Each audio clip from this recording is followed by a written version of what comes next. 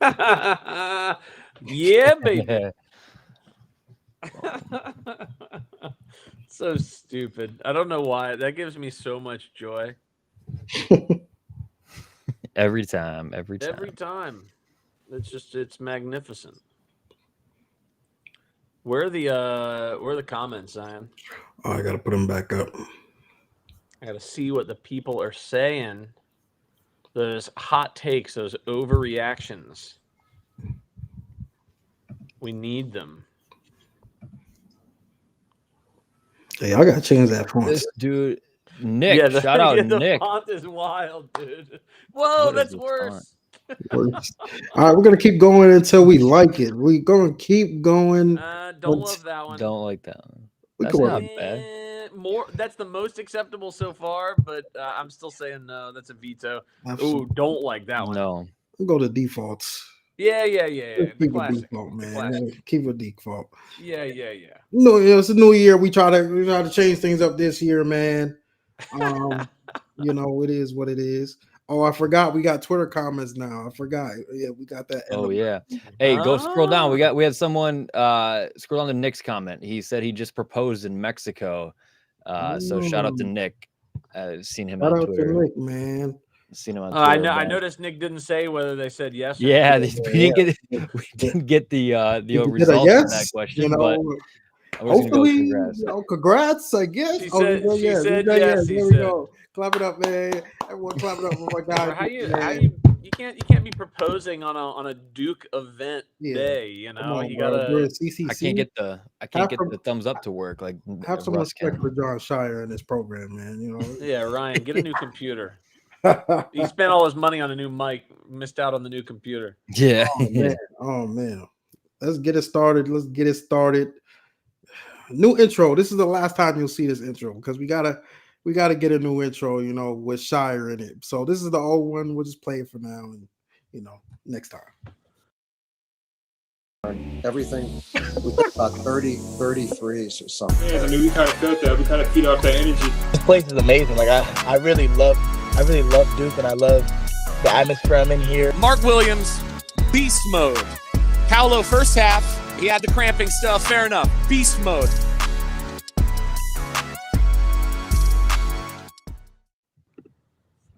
We're back.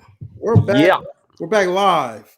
Although this is not our first episode, this is our first live episode of the year. The Crazy Cast here at the Field of 68. Shout out to the Field of 68. Shout out to those watching live on YouTube. Shout out to those watching live on Twitter. It's a new year. It's a great year. Exciting year. CTC Duke basketball season is underway. Obviously, I'm here with my guys. My guy Ryan, Russ. I guess the chat. I mean, I said it on the last podcast, but shout out to Papa Russ for those who are watching live. Now I'm the only one on this podcast without kids. So that you know of.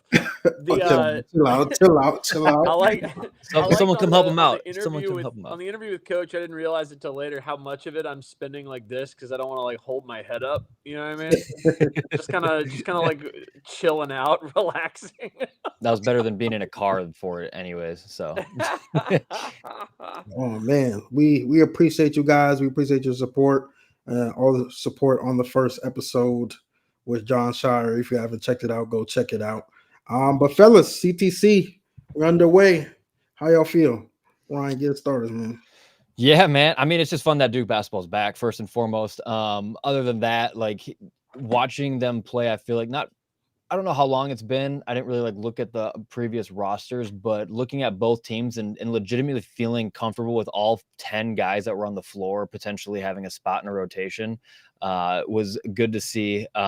They ran a lot, at least in that first game. I didn't get to catch a lot of the second half or second game, but they ran a lot, which was super encouraging.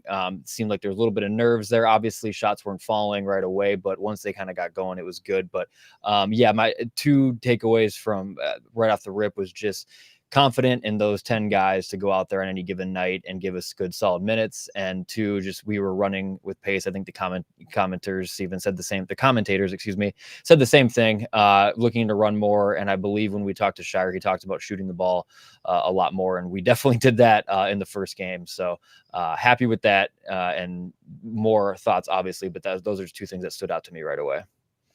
Russ, what do you got?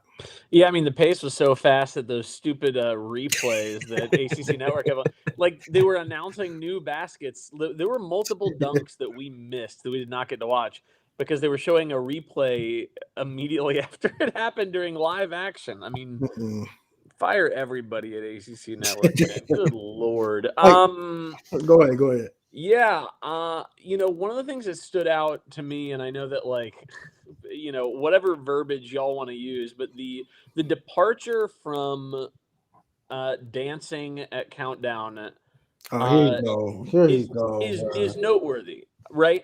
It's not noteworthy. Go ahead. I think it's noteworthy. Yeah. I mean, even if it's just an expression of personality, I'm not saying they all like gathered together and were like, all right, guys, we need to conspire to come up with our thing or whatever. Maybe it's just their personalities, but that still doesn't change the fact that for years and years and years, one thing was done, and now they did something different this time.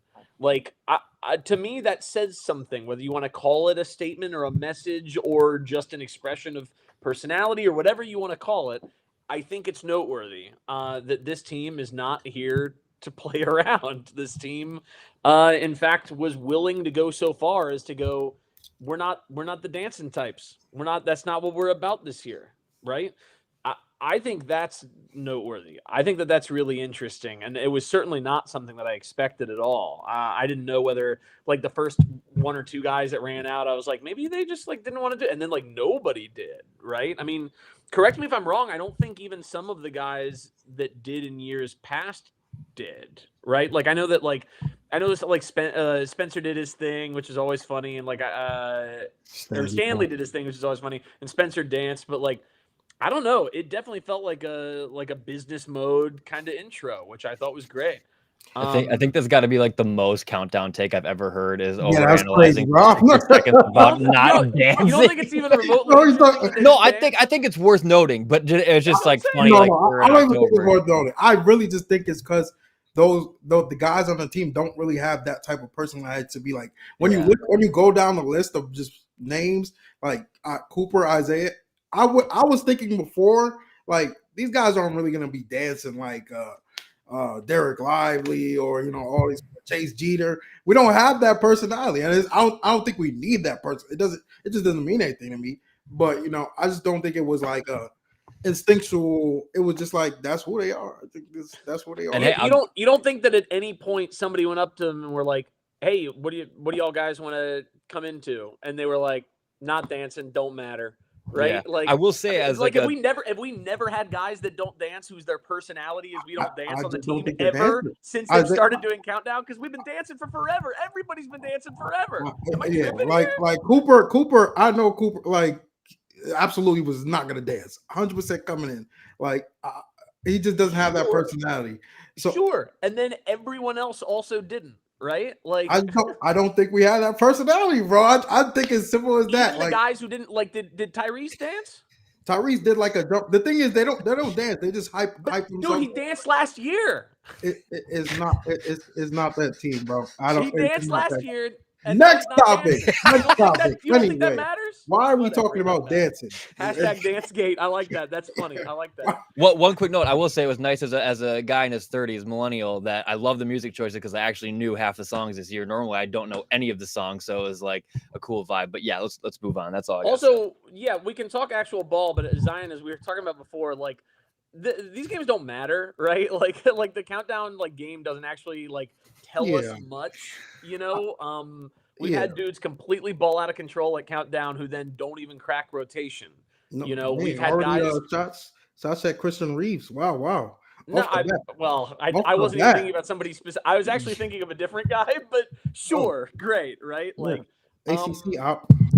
We've had guys struggle at Countdown who are clearly going to be leaders of this team. I mean, we've seen a couple of people in the comments doing Tyrese Proctor hot takes shut up. These guys are great this year. I mean, like, ridiculous. You know, it's them coming out, getting to show the fans a little bit. It's for the fans, right? It's just a first expression to the fans. That's all it is. All right, Zion. What are your thoughts, Zion? I mean, a couple of things that I just like that I saw. Not really going to take base it off of the scrimmage, but just more so, I guess, a little bit of confirmation. The rim protection between Malik.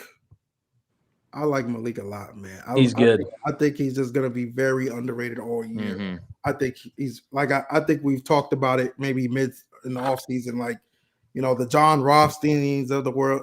They're not really bring out these names. Like, Malik is going to matter a lot, especially for a guy for Khaman, who's, you know, coming along, still going to be learning, may get into foul trouble early.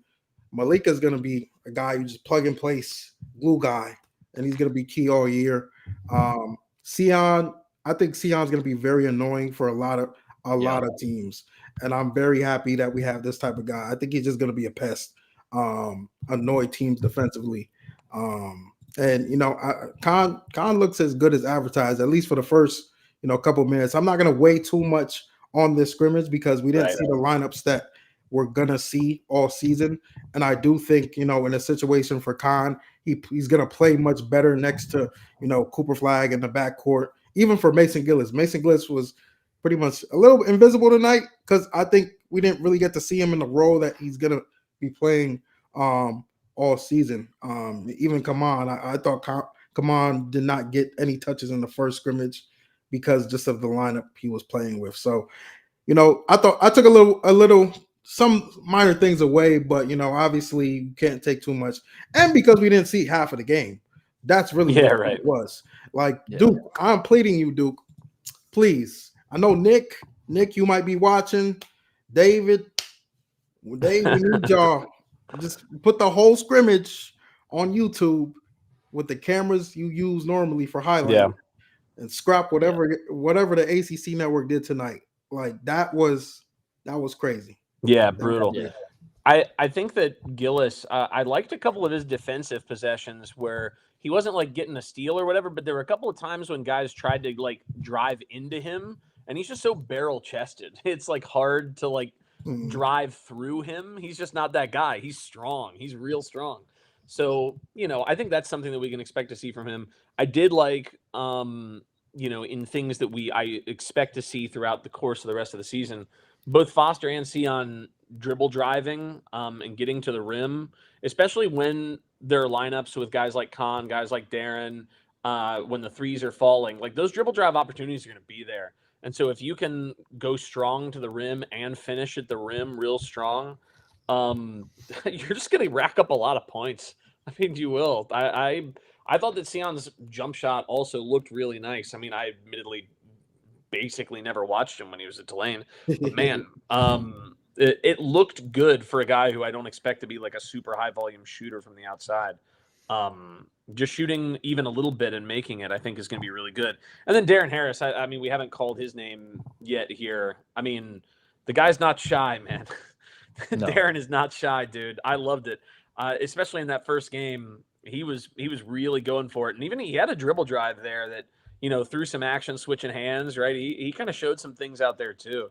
So, and then Evans obviously had the big look. I expect there will be a lot of guys that we could say at the end of the season, people weren't talking about these guys because they're going to talk about the projected lottery picks, right? Like, that's the national media focus is going to be on those guys. So guys like Malik Brown, who should be like first team all ACC defensively, right? Like, those guys just aren't going to really have like big articles written about them. They're just going to help us win, right? Sion James is just going to like help us win. So, I was really, really excited by what both of them showed. But again, they sort of showed what I would expect them to do all season long. I don't think today was make or break for any of that. It's nice that, and real quick, J. Rue, this is on GoDuke.com.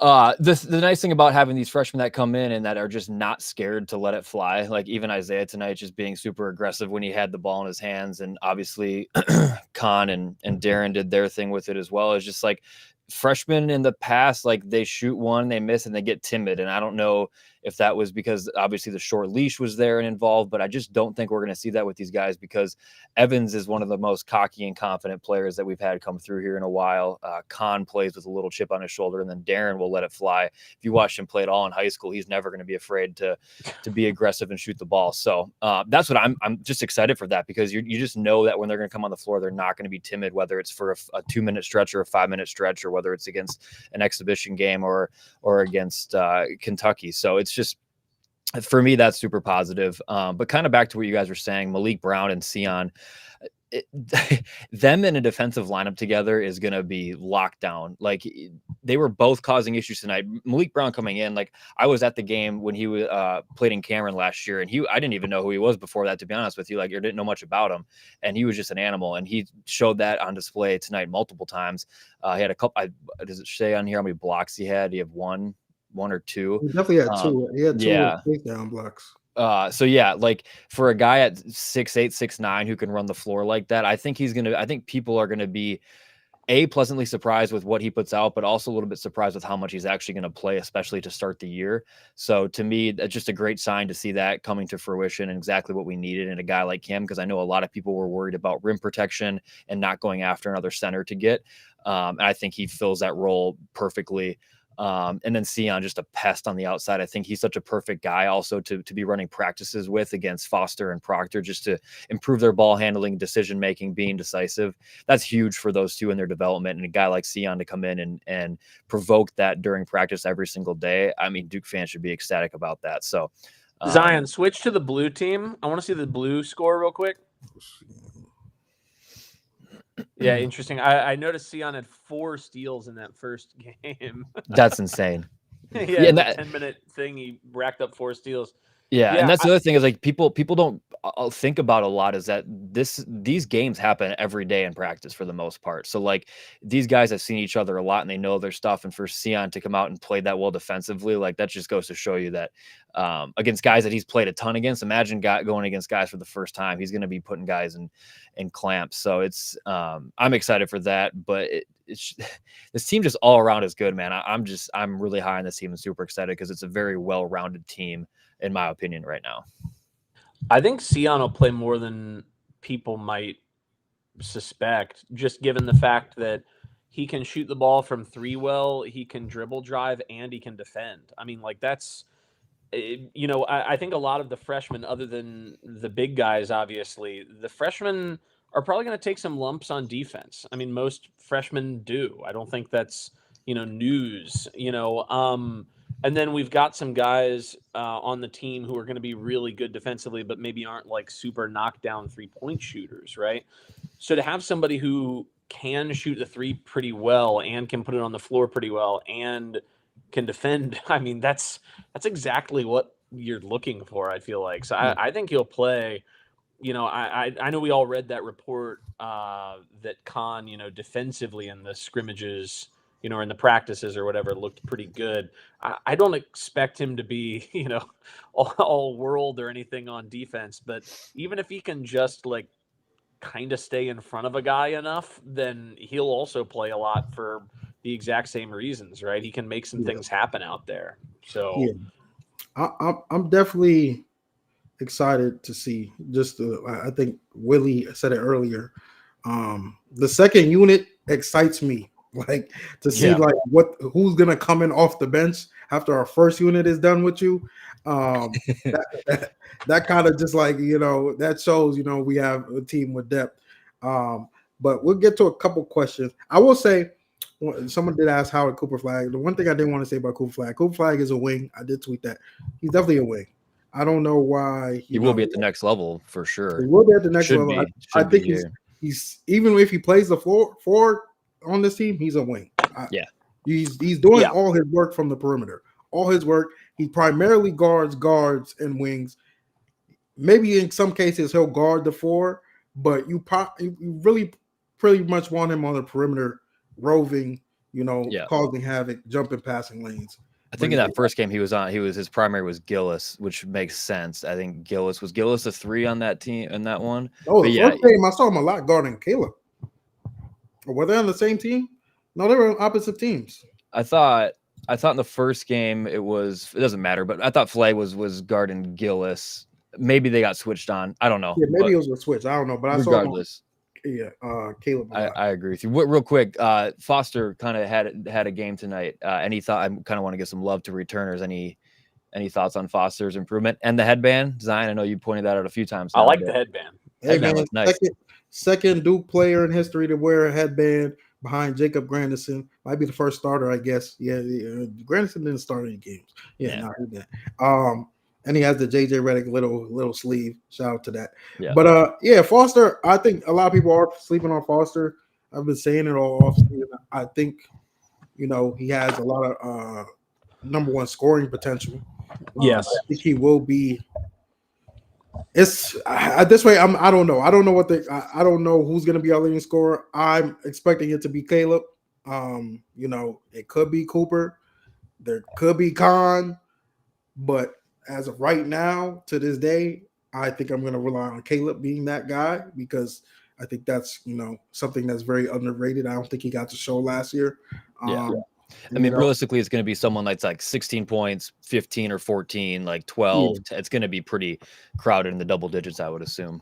It should. It may not even, but like there's a lot of guys that can put themselves, in that conversation. John Rothstein,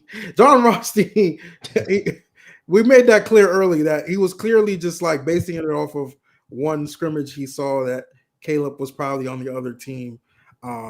Which makes sense because you want to split up Proctor and Caleb. It's also possible that Foster had a bad day that day. Like it's so hard to take, like Foster even last year had days where he just wasn't really that noteworthy, and then he had days where he looked fundamental to Duke's success.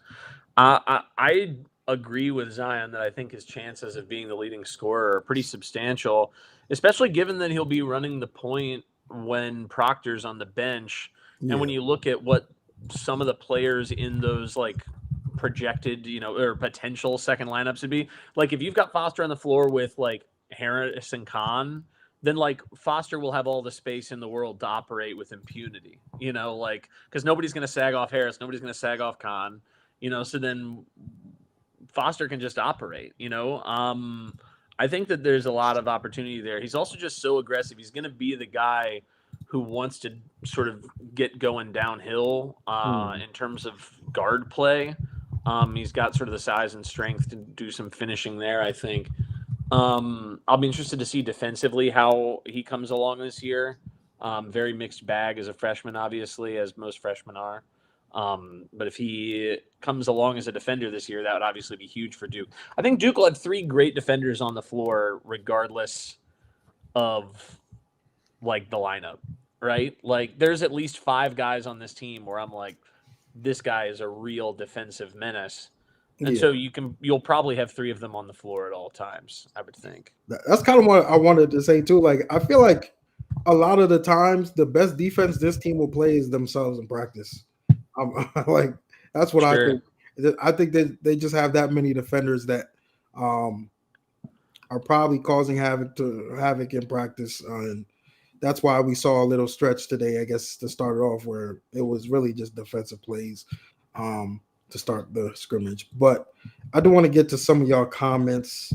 Y'all got to overreact a little bit more. Stop asking questions. I'm seeing. I mean, there's a lot of Proctor versus Foster overreactions. Like, I still want Proctor running the point.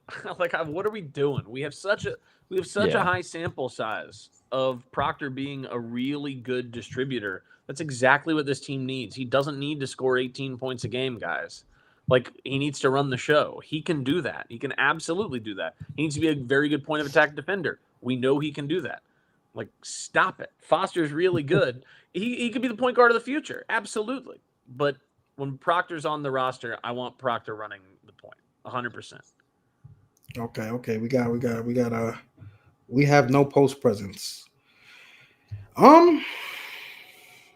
You mean, what does this mean? Does this mean in terms of like post up opportunities? Yeah, a post scoring big. Is that what you're looking for? Like you're.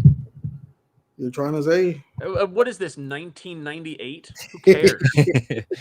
Like, I realized Zach Edey I realized last year was weird because there was he did a Edey number on fans, and there was Klingon, right? Like, so if you have somebody who is like an NBA caliber post up guy who just simply will never miss, then sure.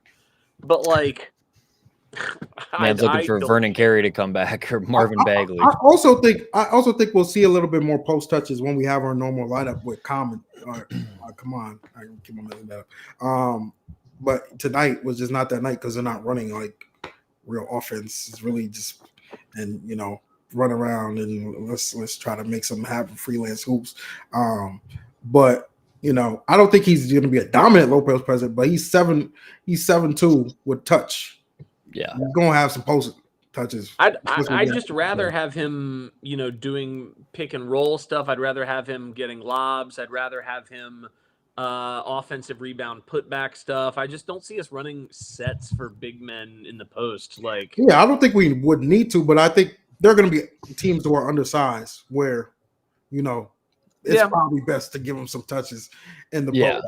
He's going to be playing cleanup. Then Cooper can operate down there too. Obviously, I know that's not like he's a face the basket guy, but if they throw somebody who's 6'6" on him or whatever, then Cooper can absolutely just back him down and destroy him.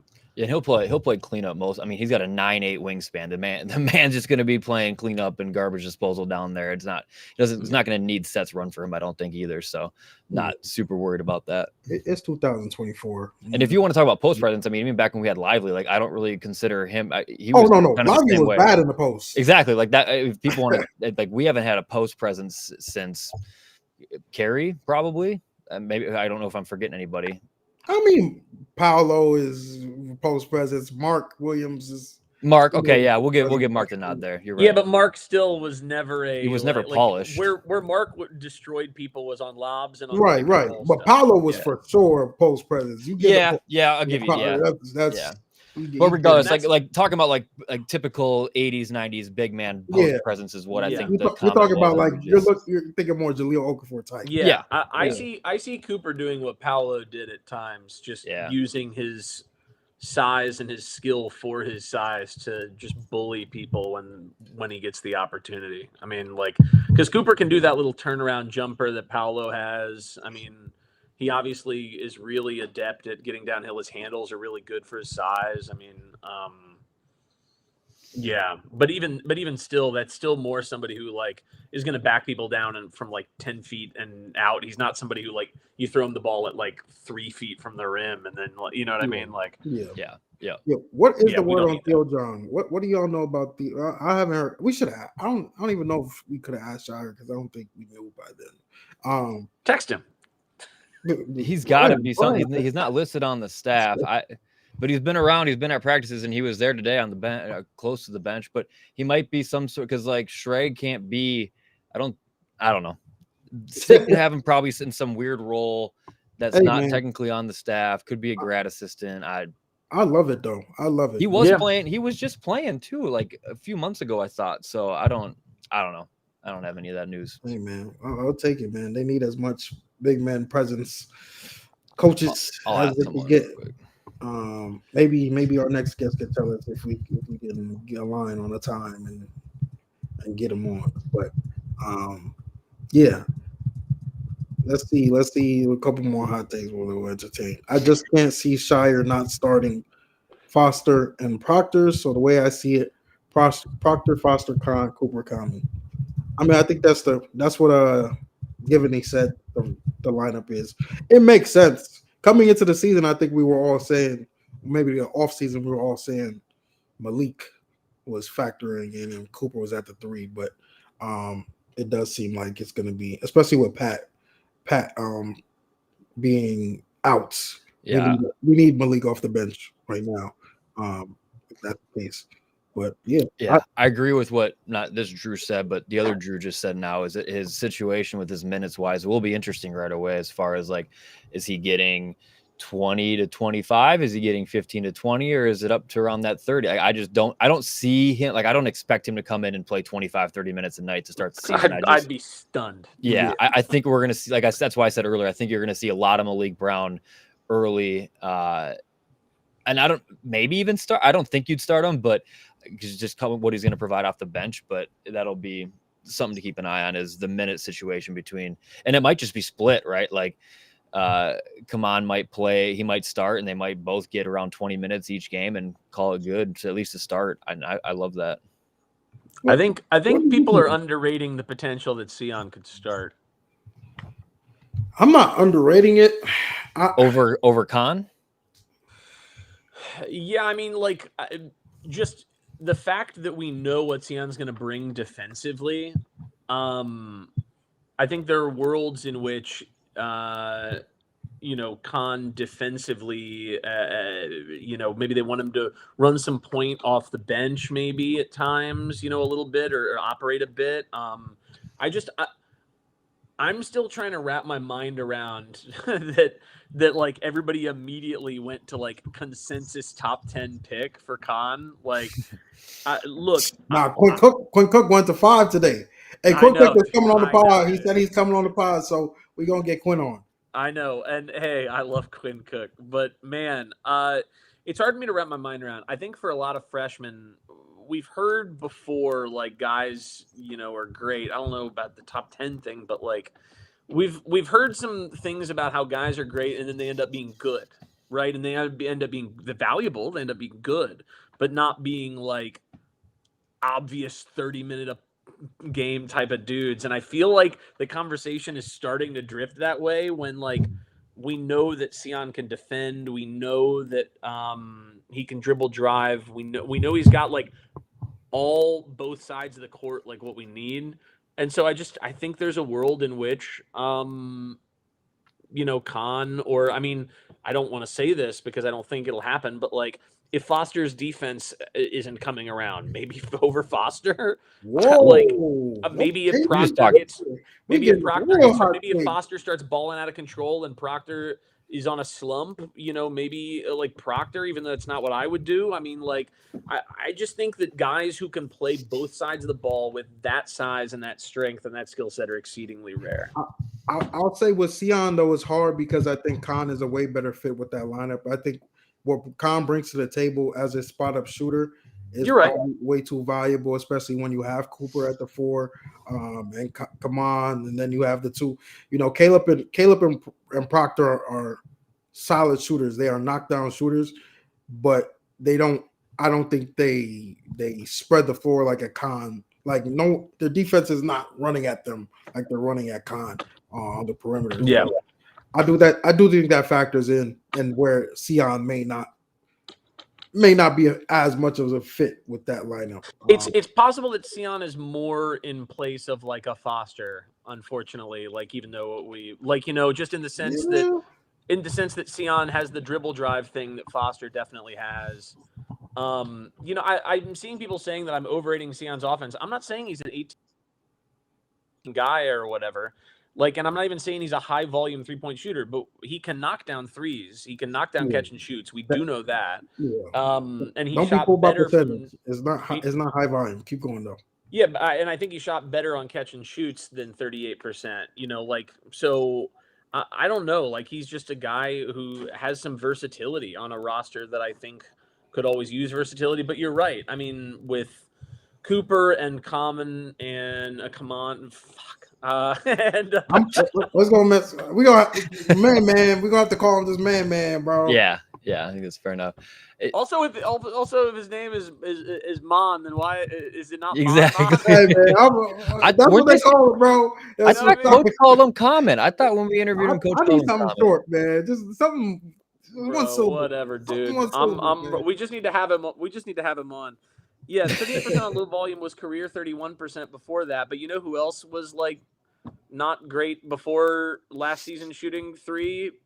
A fella on our team who ended up balling out of control last year on offense, right? Like, guys can flip that switch with time. And now he's going to have way more space on this team than he had at his previous home, right? Yeah. So I don't know, man. I'm just also saying. I think it's hard to undersell the importance of guys who have a proven track record on both sides of the floor. Not leading, but like, maybe we don't need that if multiple guys are out there who can really fill it up. I don't know. We'll find out. he's going to be the guy I stump for this year. I can already tell. I think it is I'm like, on that to your train. point earlier about like if it's who would he replace potentially. I think like who ends the game is definitely, in my opinion, more important than who starts. Like who is coach trusting in after that last 4 timeout, they're under 4 timeout to come in and close the game, and that's where you're going to see some really interesting decisions being made based on like if it's going to be a Khan or a Sion or even a Gillis, right? Like Gillis was a 6th man on a national championship runner-up team last year. Like it's not out of the question that he's getting minutes at the end of games too. And we didn't really talk about him much as far as breaking into the rotation. So, and I guarantee he didn't come here to be the 8th, 9th man off the bench. It ultimately might get that way. He might. No, Gillis, I think he's fine with that. Maybe, but like going from runner-up national championship and being the 6th man, and didn't you win 6th man of the year in the Big Ten last year? So it's like, but he also said that this is the most talent he's ever played with. Sure. So there's a level of is maturity there and understanding. I'm not saying he's going to be complaining. I'm just that's just another name that has experience that could be in a potential end of the game lineup. So that's where it'll get interesting, especially in these first few games. If we do get into some tight ones at the end, I'm more interested in how that goes than the starting lineup. Yeah. I also think it'll be interesting to see what we choose to do in terms of like tonally what he wants to accomplish, because if this team ends up being a team where maybe we struggle to shoot the ball at times depending on who's out there, but like the other team flat out can't score against us, there's a world in which like that's the identity, right? Like swarm them, defend hard, run. So then in terms of who is in the game at the very end of the game, well, does John want this team to be we are not letting the other team score at the end of the game, or do we want to be the team that tries to outscore the other team, like, just gun it harder than the other team guns it at the end of the game? I mean, like, we have a variety of options here, but like I think that those first few games we'll sort of see, is this a team that scores 70 a game or a team that tries to score 80 a game, and that'll determine a lot. Yeah. I mean, he said on the podcast he's trying to play fast. So if you're trying to play fast, he's trying to shoot threes. Yeah, and this is so weird. That's high scoring.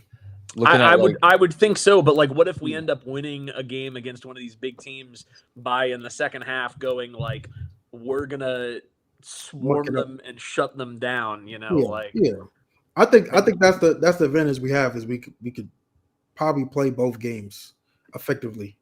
By matching up.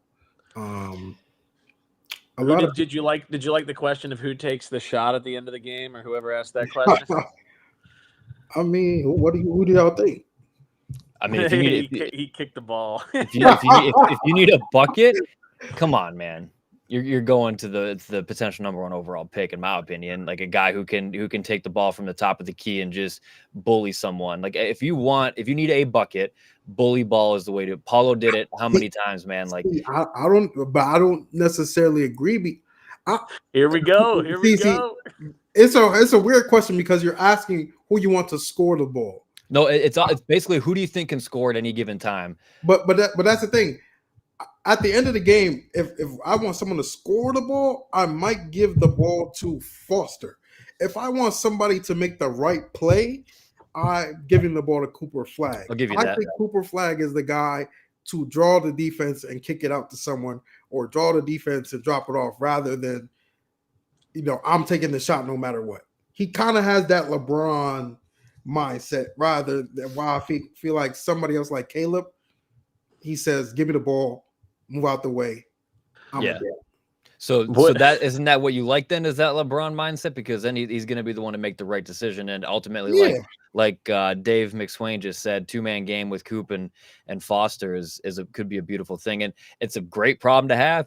Like having a who takes the last shot. I mean, I made it seem obvious, but like to me, I just my initial reaction is you go to Cooper, but you're right, like. Foster maybe is the one to get downhill better and just get a bucket, but like you said, Flagg might be the one to make the right decision. So I also feel like end of game scenarios are like, I don't think we're going to really see Flagg at the 5 like much, if at all, this year. I know they teased it. Like somebody teased it at some point that it's possible that they might like wheel it out every once in a while. if you're going to use it, it's at the very, very end of a game, so that then you've got 5 guys on the floor who can shoot. You'll do Cooper with Proctor, with Foster, with Khan, or whoever the person is, and then the other 3 guys are standing around the 3-point line like this, like ready to shoot, right? Like that's kind of the thing that you could do there. I think Cooper has to be involved. I also just think, man, if we do end up shooting the ball, like I think we can shoot the ball, people are gonna destroy me in the comments for continuing to like ride this train. But like, give the ball to Proctor. He's the best decision maker on the team. I mean, Proctor's in the conversation. Yeah, too. no, I like it. I love you buying into this, You Russ. do a Proctor and Flagg sort of like 2-man pick and roll thing. If anybody's gonna find Khan in the corner, Darren Harris in the corner, like Foster is also a very good catch and shoot guy when we need that. I really love Proctor with the ball in his hands, him and Flagg deciding what to do together. I mean, but that's the thing. The question was who scores the bucket. If it was end of game, who has the ball in their hands? Yeah, who takes the shot? If it's an ISO possession, who scores to win the game in ISO? Then yes, I think you give the ball to Cooper Flagg. I think there are too many positional advantages, because if he's against somebody who is his size, he's too fast for them. His handles, even if his handles get a little loose, they're still going to be better than like the big man defending him. And if they put somebody smaller on him, then he can just absolutely bully them. Yeah. So pass over the top, But more than anything, I would love to see this year, because we have all of it. Nice. Hey, he's 1 for 1. Because we have seen so many guys on this team have the potential to shoot. I would love to see a world in which we're not running ISO possessions down at the end of games. Yeah. Where we're actually like running actions and, again, more like 2-man game, looking for the kick to the guy to make the wide open 3. Yeah. Positional advantage shit. Like that's what I would love to see. I definitely think we should be doing that this year. But yeah, I mean, hopefully we won't even be in a 2-point game. We'll be up 10, and we'll have to worry. If we use the bench, that's the other thing that I've seen in the comments a lot that's worth addressing, is a bunch of people are like taking it like as a given that Duke is going to run like a super deep rotation this year. I was thinking about it, guys. I was thinking about it just the other day, and I'm like, yo, I could easily see this rotation being 8-8 so quickly. Okay, all right, let's do it then. Who are you cutting from the 10 that play tonight? You cut the 2 that are playing the worst. That's really what it is. I don't know. Like that's the answer. We're here to make those choices, guys. We're here to say names. I'm here to name names. No, friend of the show, John Shire, had a great point when he said the guys are gonna earn it. I think, Ryan, to the point that you made earlier, I don't see a world in which like some of these freshmen who I think would be on the more obvious, like, 9th man kind of cut line. These are guys that can score, man. These are guys that are not afraid. Yeah. Like I see somebody up here saying play 9 and sit Isaiah Evans. I don't know that. I don't think you can easily sit Isaiah Evans when he has the potential, if you put him out there and give him a chance, to just score 10 points consecutive. Like he has that in him. Yeah. So then you can't just like write him off. There's no way. Like he's too good. There's going to be somebody outside of Khan who didn't get the hype that Khan has been getting from the guys, from the reporters that went to practice. That's gonna show up and surprise people. Whether that's any of, there's like 5 guys that it could be that would kind of surprise people if it's that person. But Isaiah's one of them. Darren's one of them. Mason, probably not, but might be one of them. Sion's one of them. Like there's a bunch of other guys out there that I think people are just kind of sleeping on. And even tonight, Isaiah kind of had a sneaky, really good game. And so, We have these three comments side by side. One said Darren cut easy. One says Darren has the chance to play, and one says Darren has to hit the floor. Isn't that exactly where we're at? By the way, Darren Harris, I'm putting it on the record. Darren Harris is playing this year, man. Darren Harris is playing. The shot looks too good, man. It looks too sexy. I can't not have that shot on the floor, bro. There's no way. Like I'm so interested to see how they're gonna how they're gonna balance Yeah. Darren, and if how they use Isaiah, if they use him, it's gonna be an interesting conversation. It is. I think Isaiah as a burner off the bench makes all the sense in the world. I mean, like, while he develops the defense, while he gets strong, while he does all the things, I mean, like, let him cook. Like, put him in there, for stretches, let him cook. If he can't get it cooking, we'll try again later, but like, let the guy cook some. And Darren Harris, I'm going to you want something I'm going to say that can make people real mad.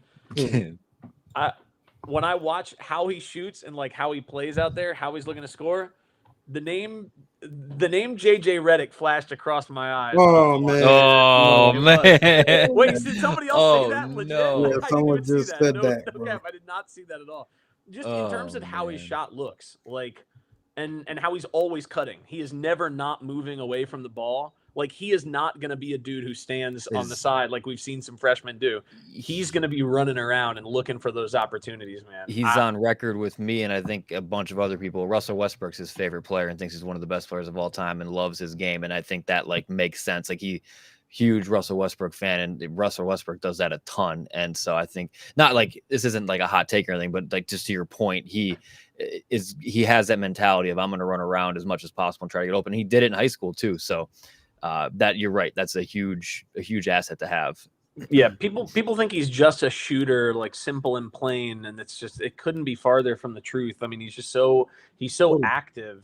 Like, he's just so active. Like, he's not a guy who's like a point guard or whatever, but like, who are these tomatoes for? Probably me. Probably UNC fan. Oh, UNC fan. Yeah. But Probably. like, yeah, but he's just out there making things happen. Like, he is a guy who all throughout high school people slept on him, and he just kept making things happen over and over and over again. Like, I don't know if he's gonna have a big year, but like, will he have some big games? I 100% think he will. Absolutely. Yeah. And Monty, I know I'm describing Steph Curry, but I'm just going back to conversations that Darren Harris has had, and I know he's a Westbrook fan, and he's been doing that since his whole career as well. Steph is just better at it, obviously, for good reason. But toughest Duke roster predict since, dude, I was trying to think of that too. Like, we're normally, yeah. I think it's the year Tatum's year. In terms of like who was gonna play, who was gonna be a point guard, because that year we had Frank Jackson. I think we had Matt Jones too, right? We had Luke Kennard. Matt Jones. Luke. Did we have Matt? I don't even know if we had Matt. I don't know if we had Matt Jones. Luke Kennard, Frank Jackson, Harry Giles, Emil Jefferson, Grayson Allen. Obviously, I think that was probably the tougher year to predict who was. Even though Harry was hurt, we were expecting Harry to come back. Yeah, we did. Bolden too. Bolden was pretty.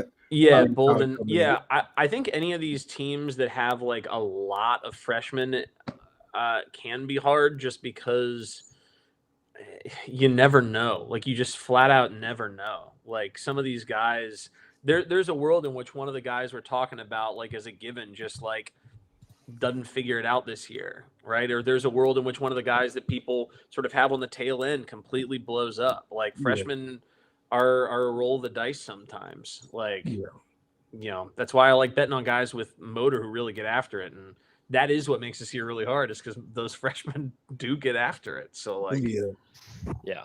It's gonna be a fun year though. It's weird. Like, I know we're gonna try to make this a little shorter, but it's weird because countdown's like 2 weeks earlier this year than it normally is. Normally it's around like the 20th of the month. Yeah, what's up with that? We don't have we have an exhibition game in 2 weeks from now. Like, there's gonna be nothing now for 2 weeks. We play the Lincoln D2 team, who Julius Hodge, if people remember that name from NC State, is their head coach. Of course, I remember Julius. Don't like that guy. Exactly. Was he the one that was always on Twitter yapping? Yes. Yeah. Okay, that's what I thought. He yaps.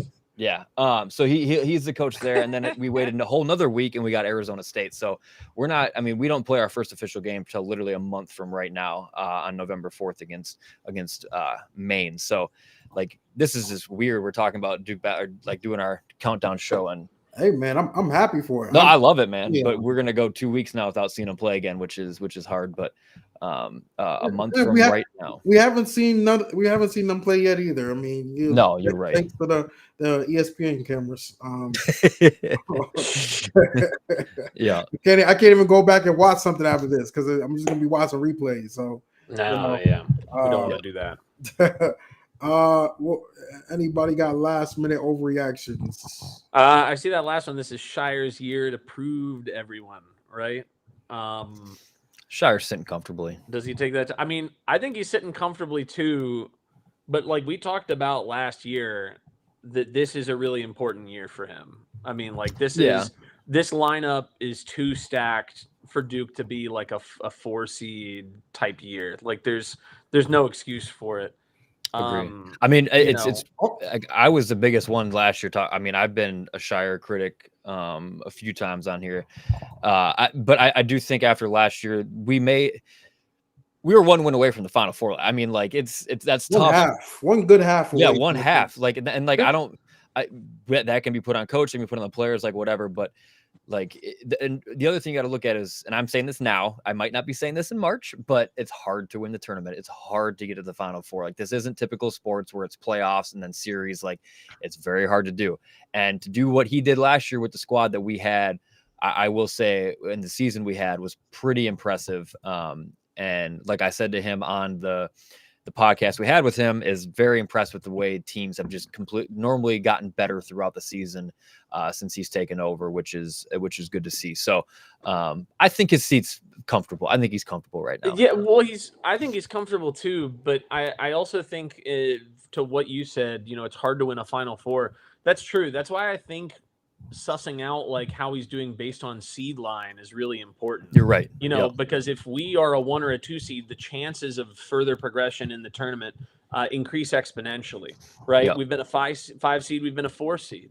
There's been some mitigating circumstances around that. Totally understood. This is the sort of season where it's not really an excuse. You know, this is the sort of year where like you've got to prove in the regular season.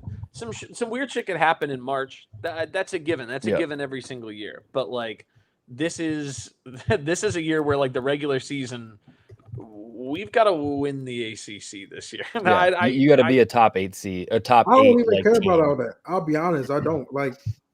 It's where you end up in the year.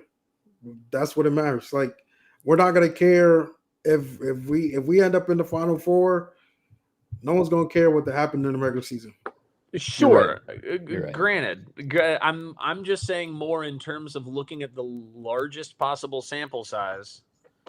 I think it's worth looking at that if we're sweating all season long. You're right. If at the end of the year we win it all or make the Final Four, it's gonna be like, sweet, right on. That was great. Yeah. And if the vice versa happens, then that's really gonna suck. But like this is also a team that shouldn't have like big swings like that. There's too much talent on it, and experience. Like that's the other big thing, and maybe not a whole lot of March tournament experience. There's a lot more than we're used to in the last decade. But this is a team like you've been saying, that if they're going to make a run and be solid all year, this is a team to do it. And I think college basketball is as open this year as it has been in a long time.